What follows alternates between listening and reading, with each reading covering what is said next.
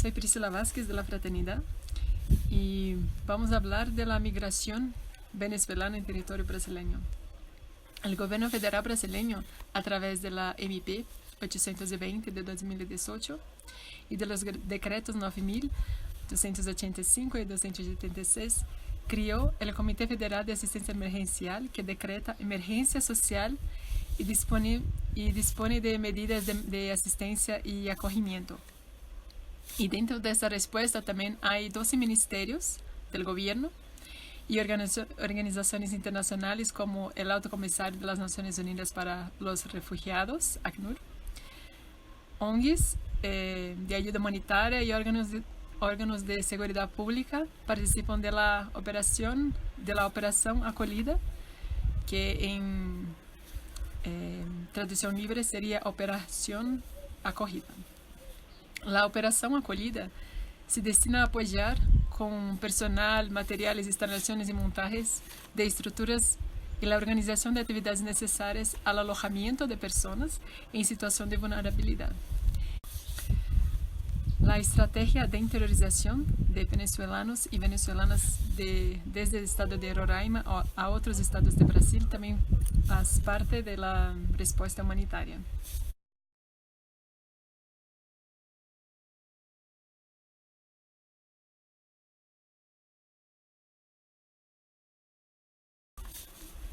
Sobre los alojamientos temporales en Roraima, se crearon a fines de 2018 dos centros de recepción y tránsito. Fue establecido un centro de identificación, recepción y triaje en Pacaraima, en la frontera de Brasil con Venezuela, y en Boa Vista, objetivando el acogimiento, registro, la expedición de documentos, vacunación y solicitación de refugio.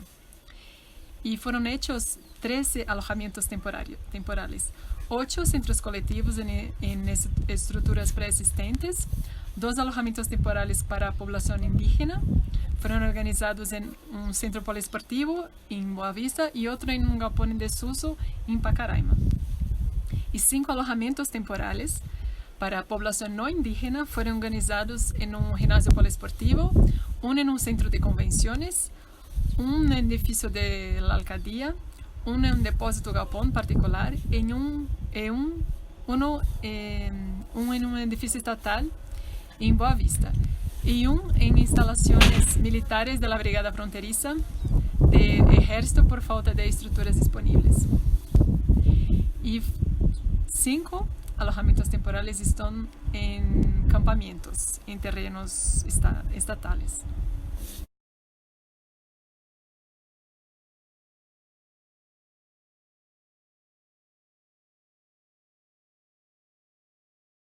Dando continuidade ao tema Gestão e Coordenação da Informação, abordaremos agora o tema Atores-Chaves em nível de coordenação.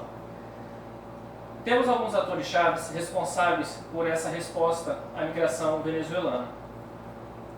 Um deles é o governo federal, que é responsável pela Operação Acolhida, no qual estão envolvidos 12 ministérios, as agências internacionais Acnur, OIM, Unicef, UFPA, ONU Mulheres, PNUD, OPAS, MSF, que é Médicos Sem Fronteiras, Comitê Internacional da Cruz Vermelha.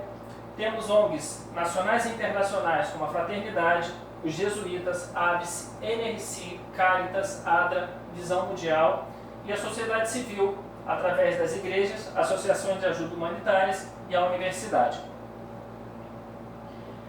Esses atores, nesta resposta de coordenação e gestão da informação, se reúnem em reuniões. Uma reunião mais importante é uma reunião interagencial, que acontece quinzenalmente. E nesta reunião são abordados alguns temas fixos, específicos, além de alguns informes gerais. Essa reunião é liderada por OIM e Acnur, também em colaboração com as Forças Armadas. Um dos temas principais é sobre o ordenamento da fronteira, onde são compartilhados com todos esses atores os dados desse fluxo migratório, entrada e saída de venezuelanos, os casos específicos e também esse fluxo de migração para o restante do Brasil e outros países da América. O segundo tema são os abrigamento. Os imigrantes refugiados que ao chegar na fronteira se encontram desassistidos, necessitando de um abrigamento. Então são compartilhados os dados da entrada e saída nos abrigos ao longo dessa quinzena e outros informes mais importantes sobre o tema. Um terceiro tema é a interiorização, onde a OIM lidera esse tema. São compartilhados os dados desse fluxo migratório, os destinos, os atores envolvidos, toda a documentação que envolve esse tema da interiorização, que é bastante complexo e envolve muitos atores. Essas organizações, esses atores, também se reúnem em grupos de trabalho e nesta reunião interagencial, esses grupos de trabalho compartilham os dados das reuniões que aconteceram no intervalo entre uma reunião interagencial e outra. Os grupos de trabalho temáticos envolvem saúde, educação, WOSH, indígenas, gestão da informação, proteção, interiorização, CCCM, distribuição de NFIs e outros temas que possam vir a ser relevantes. Alguns atores lideram esses grupos, outros co-lideram. Então, nessa reunião interagencial, são compartilhados esses dados. Isso é uma prática muito positiva desde o início desta resposta humanitária, porque todos esses atores têm acesso à informação. Logros e objetivos alcançados. Todo esse fluxo de informação entre os atores envolvidos tem obtido muito sucesso, devido à coordenação entre eles que compartilham e divulgam a informação através do enfoque intersetorial e a planificação de programas de assistência e proteção. Outra boa prática é a articulação entre o governo, agências das Nações Unidas, as ONGs e a sociedade civil, e também a universidade. Uma outra prática muito importante é a implementação da Master List, da ferramenta de uso de dados da população na sua chegada na fronteira, os dados que seguem para a interiorização, que são compartilhados com os atores que estejam envolvidos no processo. Também a classificação dos perfis da população para determinados alojamentos temporários. Então, os alojamentos temporários eles foram organizados, alguns com perfil para famílias, outros com perfil para pessoas que chegam sós, abrigos específicos para a população indígena, e isso faz com que a gestão humanitária no abrigo ela seja facilitada, porque toda a assistência, tudo que é brindado a esta população, ela encontra ali um objetivo único e específico. Principales desafíos que hemos encontrado en la respuesta humanitaria a la situación en Venezuela ha sido el acceso de la niñez y la adolescencia a la educación oficial y a nivel terciario en la habilitación de profesionales extranjeros para poder actuar según la profesión que ellos traían de su país de origen. Otro desafío es la diferencia que existe entre las leyes brasileras y las venezolanas, en este caso, sobre cuestiones de violencia basada en género, que tienen unas diferencias bien sustanciales las leyes de ambos países.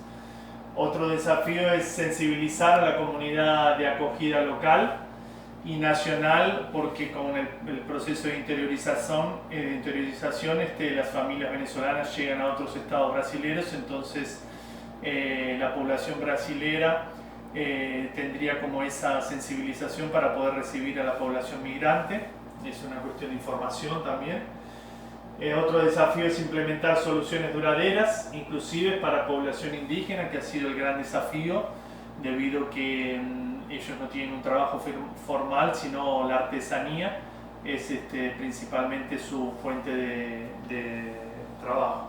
Y el último desafío que colocamos, la dificultad de la población migrante en acceder a otros estados brasileños debido a la geografía de Roraima, que es toda la parte de la Amazonia.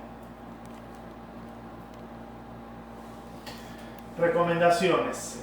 Basado en esos desafíos, estudiamos recomendar el desarrollo de programas nacionales de educación que contempla a la población migrante, incluyendo la homologación de diplomas universitarios para poder incluir a esa población especializada en el sistema brasilero.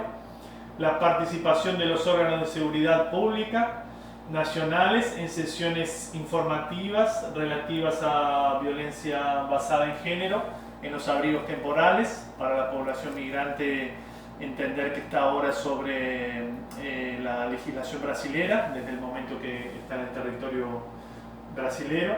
Jornadas de integración, reuniones y sesiones informativas para mitigar la xenofobia, contemplando precisamente esa integración de la comunidad de acogida con la comunidad desplazada. Acceso a programas, cursos y capacitaciones. Desarrollo de proyectos para la población indígena. Todo esto serían medios de vida y soluciones duraderas para salir de la situación emergencial y poder alcanzar una situación estable, e intensificar el programa de interiorización, sensibilizando a los estados brasileños para la recepción de los migrantes.